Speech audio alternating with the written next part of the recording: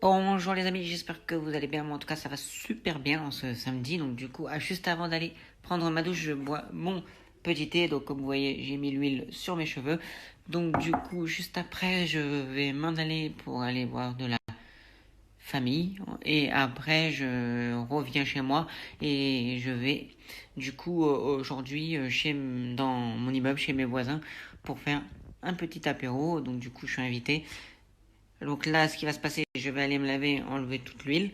Par exemple, je ne sais pas, mais quand vous m'avez vu dans la story, là, quand j'ai parlé, même que j'avais mis le filtre et qu'après j'avais normalement plus de filtre, ou j'avais le filtre encore, je sais plus que je vous ai parlé, et ben, vous avez pu voir que ça faisait depuis dimanche que je me suis pas lavé les cheveux, donc ça va faire dimanche, ça fait lundi, mardi, mercredi, jeudi, vendredi, samedi, donc 6 jours.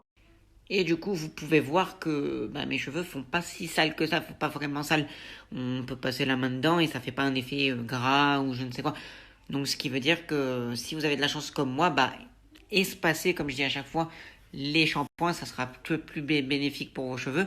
Si vous pouvez pas, bien évidemment que c'est tant pis.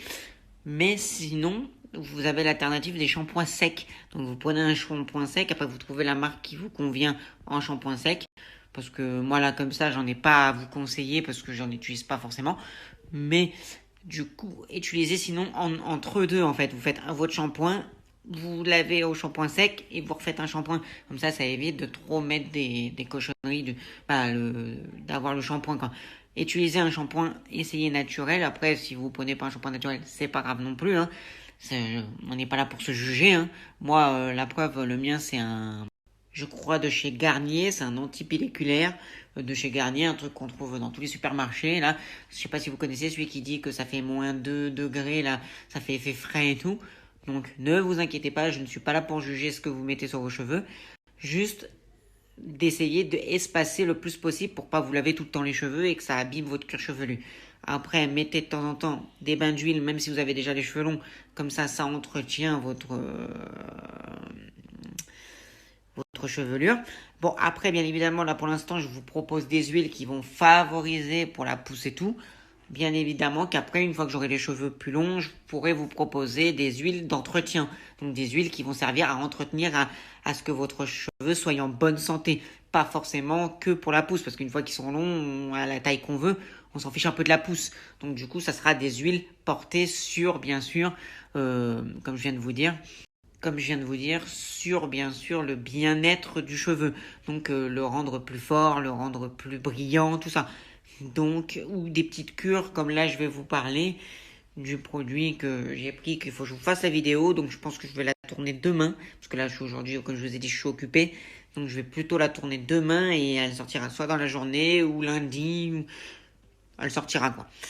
Mais vous avez compris, pour l'instant, bien sûr, je vous propose plein d'alternatives pour faire pousser rapidement les cheveux, mais après, je vous proposerai des alternatives aussi pour pouvoir avoir un cheveu brillant et soyeux. On va dire ça comme ça.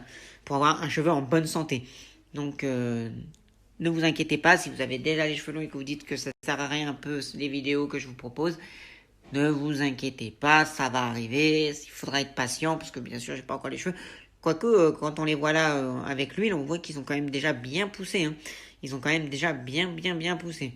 Mais je le redis, j'ai l'avantage d'avoir des cheveux qui poussent assez rapidement quand même, parce que même sans rien mettre et tout, j'ai déjà été au coiffeur avant quand j'allais au coiffeur assez régulièrement à Paris, ça m'arrivait.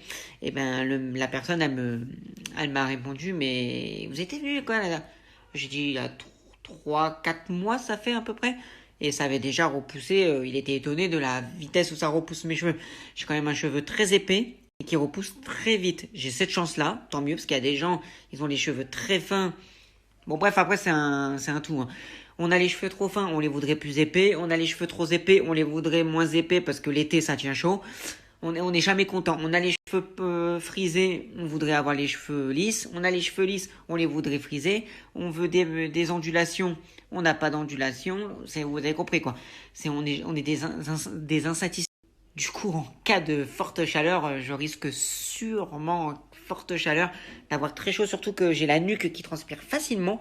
Donc à mon avis, quand j'aurai les cheveux longs, du coup je pourrais bien les attacher. J'aurai souvent les cheveux attachés quand il fait très chaud. Parce que sinon, laisse tomber la nuque, je vais l'avoir trempée. Mais ça je sais parce que quand il fait chaud et que je suis posé comme ça, sur ma nuque, laisse tomber comment je suis trempé dans le cou. Même là quand je suis comme ça me transpire au niveau du cou. Mais c'est un truc de malade. Franchement, je transpire facilement. Contrairement à d'autres parties du corps comme les dessous de bras, ce que vous voulez, je ne transpire pas plus que ça, mais en tout cas niveau du cou, je sais pas pourquoi, niveau cou, nuque, tout ce qui est la partie là, je transpire facilement.